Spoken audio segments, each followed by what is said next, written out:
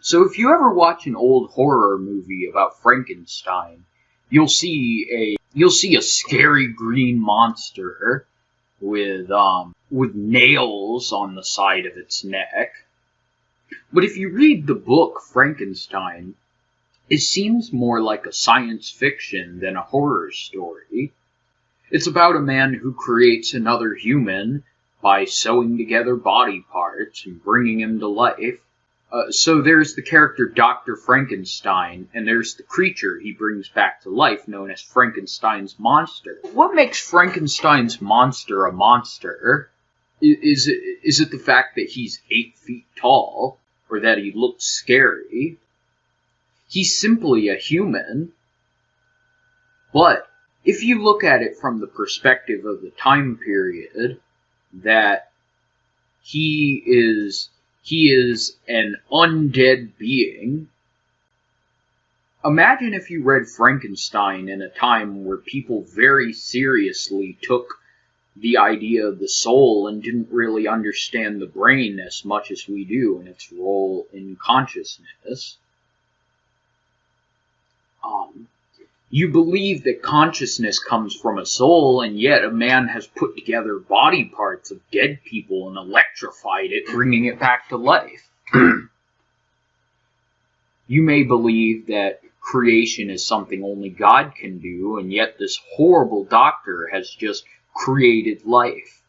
Not to mention that a common type of monster in old stories is the undead. The undead are creatures that were once living, but when they come back to life, they're incomplete, rotting, desperate, and stupid.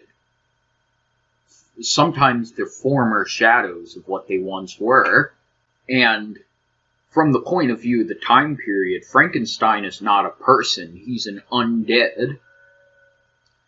Sometimes the meaning of many stories gets lost when, after a certain amount of time passes, and you don't understand the context it was written in. Well, let me ask you a question. What's the difference between an undead and a person who just came back to life? If a dead person is alive again, doesn't that make them not dead? What does it mean to be dead and yet alive? Wouldn't that person just be alive? The thing is that there have been many superstitions about death, since death has scared off primitive humans so much. And thus that they imagine their dead loved ones coming back to life in the form of dark, evil creatures. What is it that makes something a monster anyways? Is it the fact that it's evil? Well, would a serial killer be a monster? Is it some sort of creature that is savage and is violent? Well, a lion would be just as much of a monster as a 3-headed dog. Monsters are simply things a label we attribute things to things that we are uncertain of, don't understand, or give us fear. But the problem is that monster is way too subjective of a concept to label anything as. Think about a vampire. If you saw a vampire without any superstition or knowledge of the myth, a human who has to drink blood, who caught his condition by drinking the blood of another who's like him, and can't go near certain things like garlic, and gets burned by sunlight, would you call him a monster? Or the victim of a disease? When water has been prayed over by a priest, it'll burn a vampire. When a cross is put in front of a vampire, it'll scare him away. So a vampire would not be a work of science fiction if you're hurt by crosses and holy water, because there's no logical explanation for that. it would fall into the realm of fantasy, which involves the supernatural, things that don't make sense because they don't follow any of the laws of the universe, basically are impossible, but are linked to the mythological age of mankind's ancient past. In fact, when defining the supernatural, you run into the same issue. What does it mean if something's supernatural that has amazing powers? Things that have amazing powers don't always have to be supernatural. There's mutants, robots, stuff like that. So it has to perform miracles, things that are not caused by science. But what is a miracle? A miracle is impossible. It's something where I commit an amazing task that does not follow the laws of the universe. If it follows the laws of the universe and there's a rational explanation for why it happened, it's no longer the supernatural, it's science. What about a ghost? If a creature could possess its consciousness outside of its body and take the form that it imagines itself being, i.e. a ghost, and lives out a certain routine, would this be a monster? A amazing supernatural creature?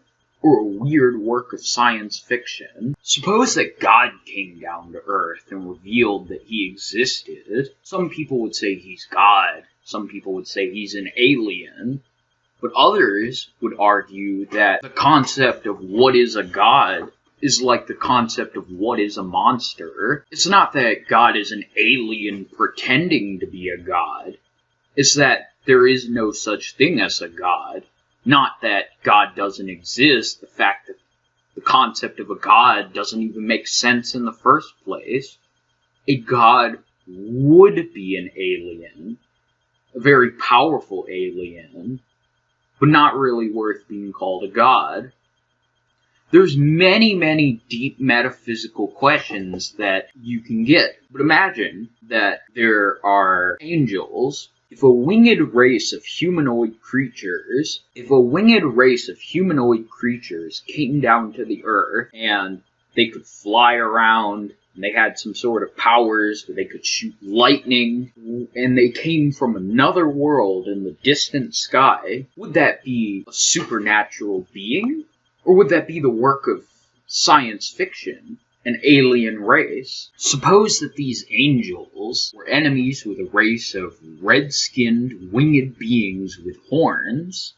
Would those beings be monsters? Or would they be aliens? Imagine what it would be like if vampires lived in our world. Even if not all their traits would make sense to us, we would treat them as though they had a disease. We would make sure that they agree not to drink blood, and would attempt to cure them or medicate them as soon as possible. They would be given blood transfusions, pills to allow them to be able to resist sunlight. Humans would be given special weapons to protect themselves from vampires that decide to abuse their powers. What about strange men who become crazy at night and turn into giant humanoid wolves?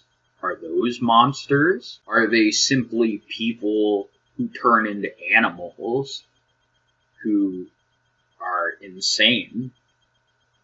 What I'm trying to say is that the term of monster in and of itself is not an objective concept. So, when you wonder why the book Frankenstein is considered horror instead of science fiction, you're really tapping into a deeper question. But it's interesting how this so-called monster is rejected because he's ugly, and he learns how to talk from hanging around this family who speaks French, but he's afraid to go near them because every person who's seen how ugly and hideous he is will attack him, even though for all intents and purposes he's human. He's made of human parts, he thinks and talks like a human, and he goes up to a blind man and talks to him, and the blind man talks to him, but when the blind man's family gets home and sees him, they attack him. Hell, the Frankenstein monster, like, when he asks the doctor Dr. Frankenstein, who created him to make him a wife in order to be able to have someone like him who lives with him, Frankenstein is suddenly worried that they're going to create a race of demon children. He makes the wife, but then destroys the carcass he's been creating and plans to bring to life. Why? It's selfish. Dr. Frankenstein basically abandoned his monster, made him so hideous he couldn't hang out with anyone, and when he can finally make his created being a companion, he destroys it because he thinks that they're going to create demon children when they are essentially human beings. So I can't answer the question of what is supernatural, what is God, but I can answer two questions. Is Frankenstein a monster? And what is a monster? Monster is simply a creature which creates fear in us because of things we don't understand. Fear involves uncertainty and ignorance. That is what a monster is. So from the point of view of the time period, in the time period he was made, Frankenstein was indeed a monster, when the act of making another human being artificially was considered mimicking the actions of God. So those were the answers to this video's question. Peace out.